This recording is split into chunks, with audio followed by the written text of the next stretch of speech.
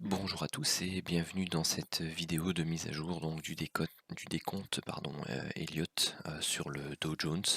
Donc ici on est sur le graphique CFD en journalier et on travaille toujours ici donc la potentielle vague 4 de cycle de long terme, donc qui pour rappel, donc je vous renvoie aux deux dernières vidéos dont il était question de deux figures potentielles. La première étant un triangle en extension, donc avec une vague A, une vague B, une vague C, une vague D et ici une vague E.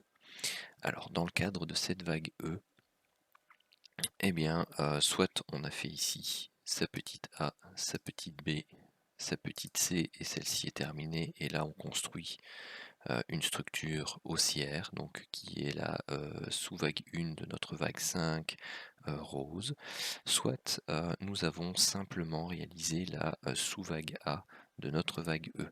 Et donc auquel cas ici on s'attend à avoir une structure corrective en trois temps, donc du type petit a, petit b, petit c, pour donc créer notre sous-vague B de notre vague E et ensuite venir rechercher ici au minimum donc un double bottom, voire un peu plus bas, et pourquoi pas aller rechercher ici donc cette fameuse zone des 15 500 points. Donc ça, c'est les deux possibilités pour le triangle en extension. La deuxième figure possible pour la vague 4, c'est ce qu'on appelle un flat en expansion, et donc c'est une figure en 3, 3, 5. Alors 3 pour la première structure, donc ici petit a, petit b, petit c, qui forment notre vague W. On a un petit a, petit b et petit c pour notre vague X. Et ensuite une structure baissière en 5 temps pour notre vague Y. Et donc pour terminer donc notre vague 4, et là idem, on construit une structure de sous-vague 1 pour ensuite repartir à l'assaut des plus hauts historiques. Ça, ce sont les deux grands scénarios principaux. Hop, je vais descendre en 4 heures. Donc oui, peut-être juste à noter ici en journalier. Je vous ai mis ici le gap CFD qui reste ouvert ici. Donc voilà. Ici, notez bien que l'on a fait une divergence qui a été notée ici par l'indicateur KingDiv, qui a été validé ici par cette belle bougie haussière. Donc on a poursuivi la hausse, on a fait le pullback et là on repart. Donc vous voyez que pour l'instant, eh bien tout simplement, l'oscillateur ici franchit avec cette semaine sa ligne 0. Notez également que toutes les divergences ont été données ici, dont celle-là qui était magnifique en journalier, qui donnait vraiment le départ pour toute la baisse. Ça, c'était une petite aparté. Hop. Alors ici on a donc le décompte actuel pour l'ensemble de la baisse, donc depuis les plus hauts historiques jusqu'aux 18 000. Donc vous avez ici la possibilité d'avoir une vague 1, une vague 2, une vague 3, la vague 4 qui serait cependant très courte en durée de temps par rapport à la vague 1. Généralement la vague 4 dure au moins une fois, entre 1 à 3 fois le timing de la vague 2. Donc là, pour ça, c'est vraiment très très court comme 4. Et vous auriez ici une 5 en diagonale en extension, en expansion, pardon. C'est pas les figures qu'on préfère voir pour terminer une structure baissière. Donc dans le cadre où ici on a une impulsion baissière en 5 temps, eh bien on pourrait très bien également ici avoir la vague 3, A, B, C pour une W, A, B, C pour une X, et là on travaille éventuellement une A, B, C pour une Y, et terminer seulement notre vague 4 ici, et voir une dernière jambe baissière, aller rechercher ici la zone des 18100 pour le double bottom et avoir une reprise en double creux avant de commencer donc la structure haussière de la sous-vague 1. Donc ça, c'est une variante possible du scénario où on aurait notre vague Y, ici donc de notre flat de structure longue, long terme, donc hebdo, qui ne serait pas terminée. Donc ça, c'est une possibilité également. Ensuite, si on considère que la structure est complète, donc 1, 2, 3, 4 et 5, et bien pour l'instant on a fait une première jambe haussière, sa correction et une seconde jambe haussière. Alors il faut voir comment la seconde jambe haussière va se terminer ou prendre forme. Pourquoi? Eh bien, regardez ici, je vais peut-être zoomer un peu, et je vais déjà vous noter ce phénomène-ci.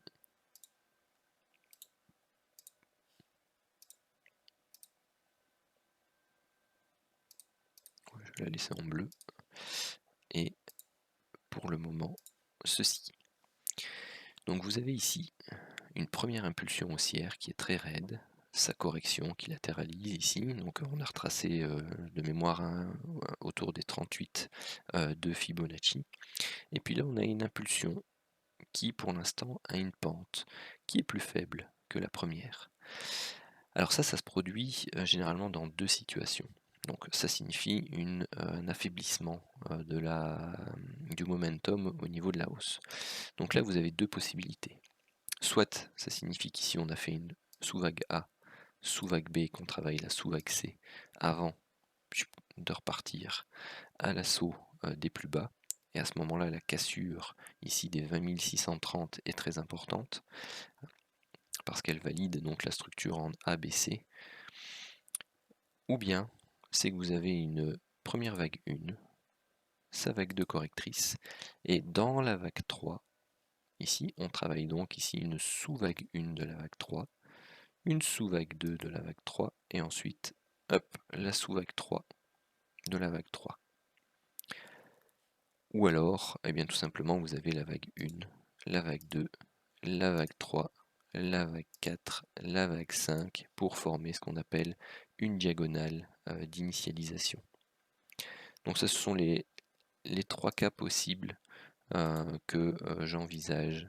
Ah, je n'ai pas supprimé la bonne. Que j'envisage ici. Et donc, eh bien, tout simplement, les structures de prix qui sont à venir seront très importantes. Remarquez une chose, que ce soit dans les scénarios haussiers ou baissiers, donc c'est-à-dire une structure en A, B, C pour une baisse, ou une structure en 1, 2, 2 et puis une 3, eh bien vous arrivez ici sur une zone d'inflexion où la réaction des prix a plus de probabilité de être baissière que haussière. Pourquoi? Parce que vous avez différents scénarios, avec des scénarios alternatifs qui sont tout à fait possibles et qui ont des probabilités de réussite quasi identiques au scénario de reprise haussière. Donc on est pour le moment entre 50 et 50%. Et on est un peu au croisement de l'ensemble de ces scénarios. C'est pour ça que cette vidéo, je la fais et je la trouve importante. Parce que vous pouvez ici avoir encore une petite hausse qui va continuer, ou avoir ici une baisse et puis de nouveau une hausse pour terminer cette vague. Pourquoi? Parce que on peut très bien avoir fini ici la sous-vague 3 de cette impulsion-ci, là, faire une petite A, une petite B, une petite C, et donc avoir un flat de nouveau en expansion, et terminer avec une 5 qui irait rechercher ici les 24 650 ou quelque chose par là, pour ensuite venir soit confirmer notre scénario baissier moyen terme, soit venir confirmer notre scénario en double vague 1-2. donc c'est-à-dire vague 1 principale, vague 2 principale, sous-vague 1 de la vague 3 principale, sous-vague 2 de la vague 3 principale, et hop, sous-vague 3 de la vague 3 principale qui est censée être la plus impulsive du mouvement. Remarquez ici que pour l'instant au niveau de l'indicateur on a une divergence qui se prépare puisqu'on fait des nouveaux plus hauts ici au niveau des prix et que pour l'instant l'indicateur lui ne fait pas de nouveaux plus hauts. Que l'on reste en zone de range long terme et que l'on est entré ici dans une zone de range également court terme. Donc ça veut dire un affaiblissement temporaire de la dynamique haussière également. On vient de breaker à la hausse une zone de résistance qui maintenant, donc là on est sur le 4 heures, hein, qui maintenant devient une zone de support. Et si on vient à rebreaker cette zone-ci, et bien la suivante se trouve là. Je vous ai également dessiné ici, bon c'est une fourchette d'Andrews, hein, parce que j'aime bien les utiliser pour tracer les canaux héliotistes. Donc on part du point bas et on rejoint ici le point bas de la vague 2 ou B. Et on a le haut ici pour tracer la parallèle du canal au niveau du sommet de la vague 1 ou de la vague A. Vous voyez comme la ligne centrale passe partout sur des zones où il y a eu des réactions de prix. Donc on a eu parfois des percements, des réintégrations, ou parfois simplement juste des rebonds dessus, des mèches. Donc ça veut dire que cette ligne centrale pour l'instant ici elle est valide.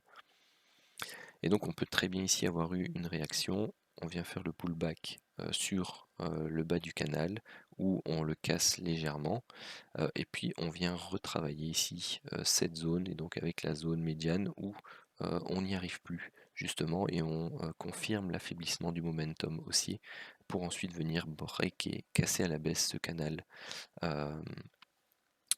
moyen terme. Donc ici je vous l'ai dessiné également, mais je pense que si on passe sur l'horaire, parce que j'ai dû descendre jusqu'à l'horaire, voilà. Hop. Alors il y en a deux, à mon avis celui-là, c'est celui qui n'est pas bon. Et donc voilà, pour l'instant on travaille ici, donc on prend la borne basse, on l'applique à la borne haute, et pour l'instant donc on travaille ici en horaire, un canal haussier. Donc vous voyez que ici, eh bien, on a fait une correction assez profonde, on repart, pareil, hein, on pourrait très bien avoir fait ici, sur cette mèche-là, le haut de la vague 3, et travailler une A, une B et une C pour un flat, mais un peu disproportionné, ou une structure correctrice en W, X et Y. Et donc avoir notre vague 3 qui se termine ici, et ici travailler donc notre vague 5, où on aurait eu ici la sous-vague 1, la sous-vague 2, la sous-vague 3, la sous-vague 4, et là une partie, soit la sous-vague 5, ou soit une première jambe de la sous-vague 5, et on crée une dernière impulsion, une dernière structure en 5 temps ici, où on a fait la 1, la correction en 3 temps, la 2, on fait la 3, la 4, la 5, et puis on break seulement. Ou là on a fait la 5, et puis là on fait une sous-vague 1, sous-vague 2, sous-vague 1, sous-vague 2, et là on tape la 3, et on part fortement à la baisse. Donc vous voyez que nous sommes dans des structures de prix qui ont des potentiels aussi bien haussiers que baissiers dans ce cas-ci. Donc on est vraiment dans une situation assez enfin je ne vais pas dire complexe, mais où on a des probabilités qui sont aussi grandes dans un sens que dans l'autre au niveau des comptes. Et donc pour ça, on doit attendre des validations. Donc ici par exemple, une première validation serait le break par le bas du niveau des 23 140. Ça voudrait dire qu'au niveau de la loi de Dow, eh bien, on fait un nouveau plus bas, et donc qu'il y a de fortes chances qu'on aille retester ces niveaux-ci, donc les 22 375, le bas de canal. Si on break ça, eh bien à nouveau, c'est parti pour aller rechercher ici la zone des 21 000. Par contre, si on vient à travailler la borne haute du canal et qu'on le perce, eh bien, il y a des chances que l'on aille rechercher ici cette zone des 24 700, 25 000 dans un premier temps. Donc ça, ce sont les différents scénarios possibles qu'il faudra surveiller cette semaine au niveau du Dow Jones. Donc ça, c'était pour la partie CFD. Je vous ai également préparé le cash. Le cash est ici, donc vous avez la même vue au niveau hebdomadaire. Hop. Je vous ai mis ici la vue journalière, et donc vous voyez que ici, bien tout simplement, on travaille la zone des 50% de retracement de la baisse de la fameuse vague Y, ou de la première structure baissière en tout cas.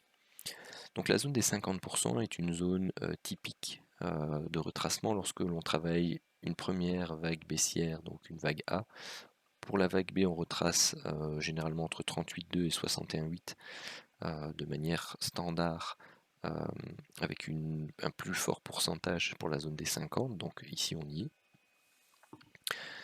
Et ici donc, eh bien tout simplement, dans la dernière vidéo, je vous disais, on était plus ou moins à ce niveau-ci, je vous disais que c'était une zone propice à un rebond, pour pouvoir justement travailler donc soit une vague C ou une vague 3 directement, ou une sous-vague 1 de la vague 3. Donc là, on y est.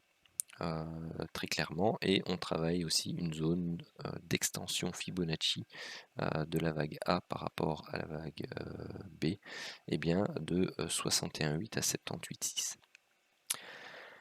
Ce sur quoi je voulais également attirer votre attention, c'est ce magnifique doji qui est perdu tout seul. Pourquoi perdu tout seul? Parce que vous avez eu le gap qui a été fait jeudi par rapport à la clôture de mercredi, qui est resté ouvert. Donc on a ouvert ici, on est venu baisser, donc on n'a pas fermé le gap, parce que la clôture elle était autour des 23 440, le plus bas ici était autour des 23 515, donc ce gap reste ouvert.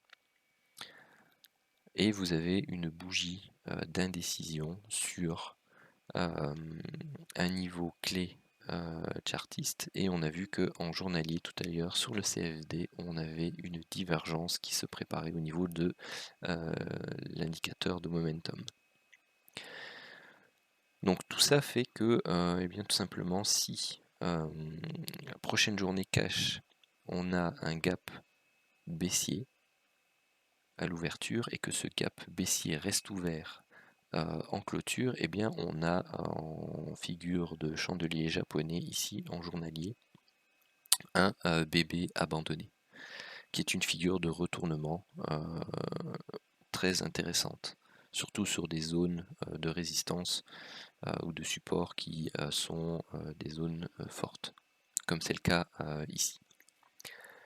Mais cela signifie aussi que si jamais on vient à invalider cette figure, c'est-à-dire que par exemple tout simplement on ouvre en gap haussier et qu'on part vers le nord, eh bien ça signifie que le momentum haussier garde de la force, et que bien tout simplement la vente c'est pas pour tout de suite, et que le niveau suivant pour la vente c'est ce gap ici qui reste ouvert. Donc on a celui-là qui reste ouvert d'abord au niveau cash, donc celui-ci autour des 24 600, et la clôture de la veille était 25 000, donc 24 600, 25 000, première zone que les prix vont essayer d'aller combler.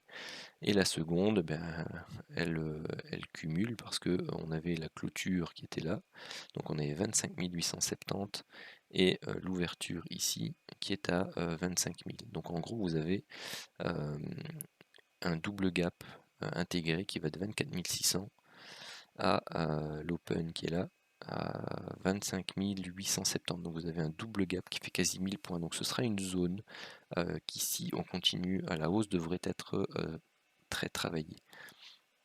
C'est même ici, hein, parce que vous avez 3 gaps restés ouverts d'affilée.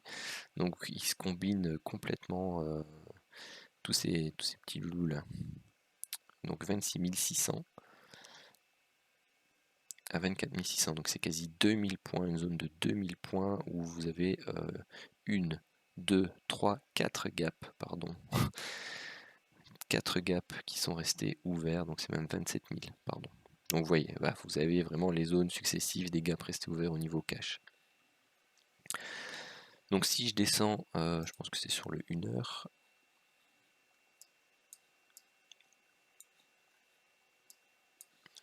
Donc vous voyez ici au niveau du cache, vraiment que c'est resté ouvert. Hein. Donc vous avez eu une belle ouverture, puis hop, c'est hésitation, et puis là on commence une correction, latéralisation. On sort du canal haussier horaire, ici sur le cache. Donc ça c'est un premier signe d'affaiblissement à nouveau de la tendance. Hein. Donc ici vous avez potentiellement le haut de la sous-vague 1, la sous-vague 2, la sous-vague 3, la sous-vague 4, et là on travaille la sous-vague 5, et est-ce qu'elle est terminée ou pas? Et bien là vous avez potentiellement 1, 2, 3, 4, 5, 6, 7, 8, et donc pour terminer une impulsion haussière il faut minimum 9, donc c'est 5, 9, 13, donc ici si on doit avoir 9, il doit encore avoir une jambe haussière et puis une baisse. Donc voilà, mais ce sur quoi je voulais vous alerter, c'est vraiment sur cette structure-ci. Donc si on a un gap baissier qui reste ouvert, on a en horaire une Iceland reversal ou en journalier un BB abandonné. Donc voilà pour mon analyse du Dow Jones.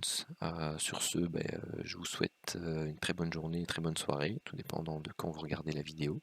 Si vous avez aimé l'analyse, surtout n'hésitez pas à la partager, à la liker, à retweeter, ça fait toujours plaisir.